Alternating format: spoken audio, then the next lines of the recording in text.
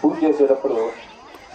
పారిజాత గౌరితమూలే స్వర్ణరత్నమణిమంటభమధ్యే చింతయస్వదరిద్రేం మనకు ఇప్పుడు అమ్మవారి పూజ చేస్తున్నాము కాబట్టి ఆ వరలక్ష్మి వ్రతానికి సంబంధించినటువంటి కథ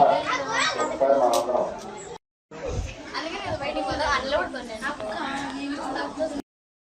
దేవతాభ్యో నమః కన్యకా పరమేశ్వర దేవతాభ్యో నమః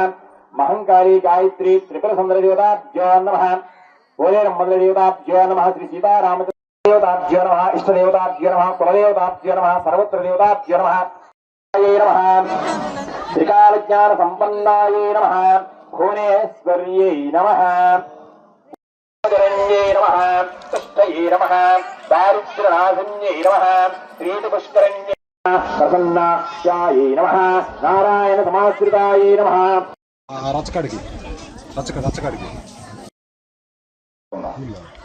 ఏమ్మా నీకు కొంచెం కష్టంగా ఉండొచ్చు అయినా మాట్లాడాలి వాస్తవం కాకుండా పోదు కదా నీకు ఇష్టం లేకపోతే అందరూ లక్ష్మీదేవులందరూ చక్కగా గడియాలు పెట్టారు సంతోషం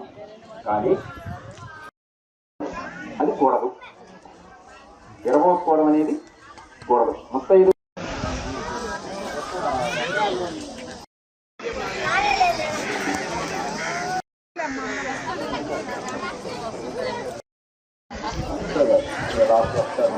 ఎన్నిసార్లు అయ్యాలి